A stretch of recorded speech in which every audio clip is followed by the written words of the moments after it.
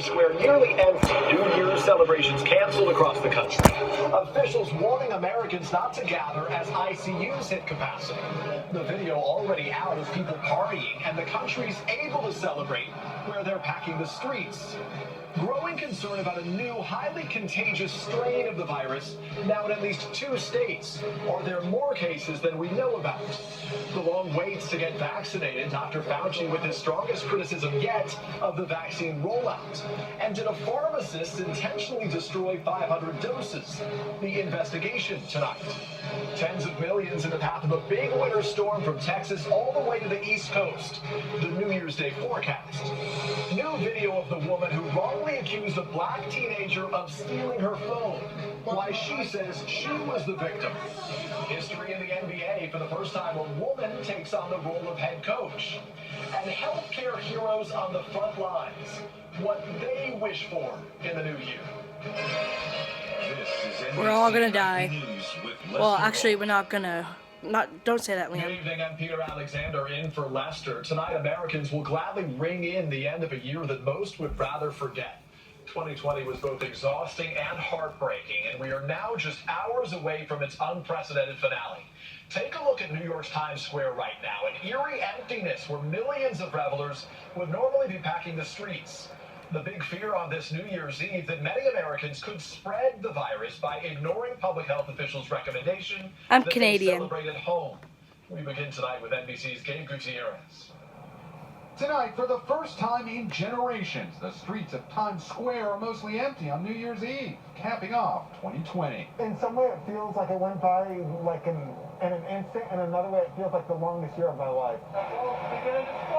The iconic ball drop is ready, but no crowds this year. A drastic departure from the hundreds of thousands who usually gather at the crossroads of the world. This time, streets shut down, 80% fewer officers, but security still tight. Do not come to the area. If you think you're going to be able to stand there and watch the ball, you're mistaken. Across the country, fireworks displays canceled in Chicago and Las Vegas. In Boston and Los Angeles, police on the lookout for house parties. My message couldn't be clearer. Do not get together with others on New Year's Eve. But in Florida, where the governor ended all COVID restrictions on bars and restaurants, social media is already full of packed party videos, even as Broward County tries to enforce a 1 a.m. curfew.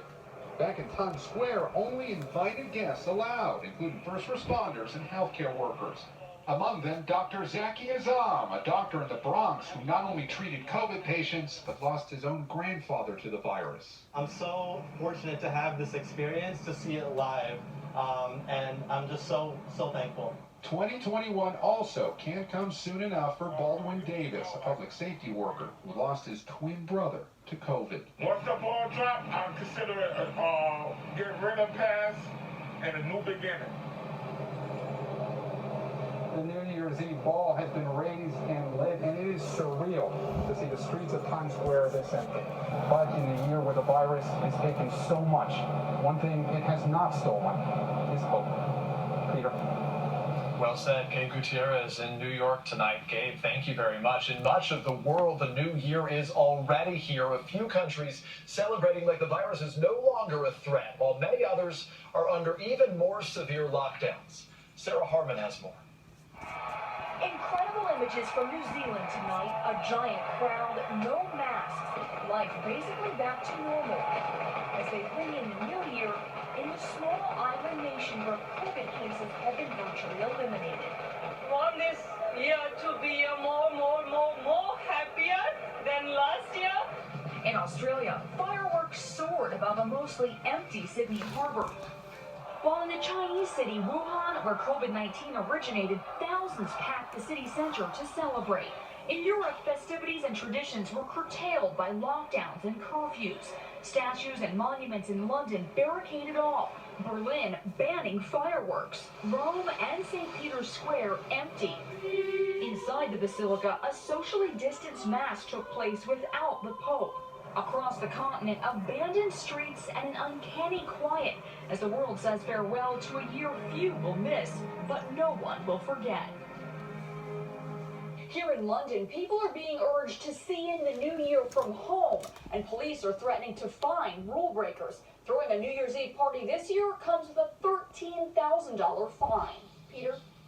Sarah Harmon in London tonight. Sarah. Are you concerned you may have symptoms of COVID-19? Try the online symptom assessment tool to know what steps you should take next. Visit gov.bc.ca/COVID-19.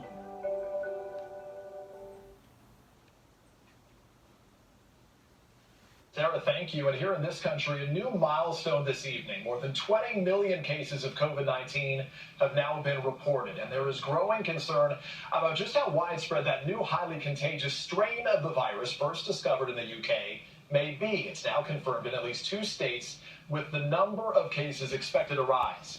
NBC's Miguel Almaguer has the latest. The confirmed cases of the new COVID variant strain are likely just the first in a wave of infections expected to soon cascade across the nation. The latest case, discovered here in San Diego, is a 30-year-old man who tested positive 2 days ago. Isolating at home, authorities say a household contact is now also symptomatic. If this new strain gets moving quickly within our community, I'm really concerned. The infection in California, which comes after a case in Colorado, appears to be community spread. The case had no history of travel, so we know there's more. We don't know how many. While scientists expected mutations, they believe this variant spreads more efficiently because of changes to its spike protein, which can more easily dock onto human cells. The evolution of the virus does not appear to make people sicker or the illness deadlier. Not long after officials said it had spread widely in London, the variant was detected here at home.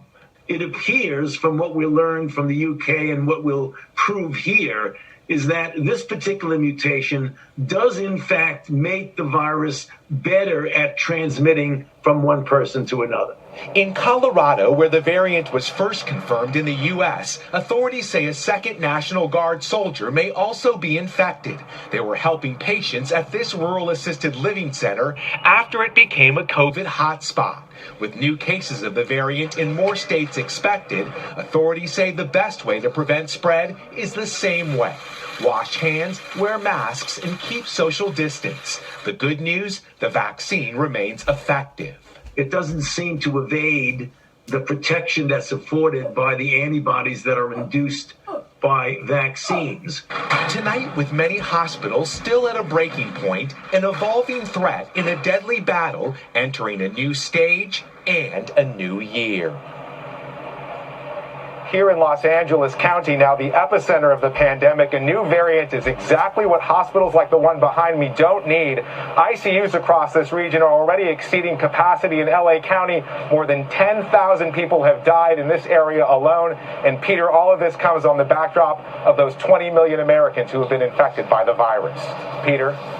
Miguel Almaguer in Los Angeles tonight. Miguel, thank you. With federal officials admitting the vaccine rollout has been far slower than promised, and Dr. Anthony Fauci joining the chorus of criticism, many Americans spent their New Year's Eve waiting in hours-long lines to get vaccinated. NBC's Kerry Sanders has that part of the story. In Florida, those 65 and older and healthcare workers exasperated by the vaccine rollout here. Those who are eligible for the first round of shots waiting up to 8 hours in first-come, first-served lines. I blame our whole government. I mean, I totally blame our government that this is not what it should be. I did not expect to be sitting here since 3:45 this morning. In Florida, 1 in 5 of this state's 21 million residents is 65 or older. The demand for vaccines overwhelming. Officials in Fort Myers today defending their plan of first come, first served. Could it be more efficient? You betcha. We're the first to admit that. It gets better every day, and it's going to be better next week than it was this week. Taking appointments with its own set of problems. In Fort Lauderdale, when Broward Health announced anyone 65 or older could get a shot, the phone lines crashed. The problem? Nationwide. In Tennessee today, a miles-long traffic jam for people waiting for a vaccine. State officials blame the federal government. Operation Warp Speed, past responsibility of administering the vaccine to state and local health departments, which are underfunded and, for the last 9 months, have been focused on getting people tested for the virus. The former commissioner of health in New Jersey. If we're not able to get through that first phase as fast as possible, that's going going to push the whole chain down in terms of time. And as we're seeing, every day means lives, thousands of lives. And in Wisconsin, a pharmacist fired and arrested tonight after allegations of intentionally contaminating 500 doses of the vaccine by taking the vials out of a refrigerator. Tonight in Florida, a member of the state cabinet is calling on the governor to call in the National Guard to take over vaccine distribution to fix the chaos. So far, no indication that will happen. Peter? Kerry Sanders in Florida tonight. Kerry, thank you. Also tonight, just days before that critical Senate runoff in Georgia that could determine control of the Senate, Republican Senator David Perdue is now in quarantine after coming in close contact with someone who tested positive for the virus. Perdue's campaign says the senator has tested negative. President Trump is scheduled to campaign in Georgia on Monday. Tonight, he's back at the White House after cutting short his Florida vacation ahead of a key date for his last-ditch effort to overturn the results of the presidential election. NBC's Kelly O'Donnell with the very latest. Leaving Palm Beach earlier than expected, skipping the annual Mar-a-Lago party to ring in the new year.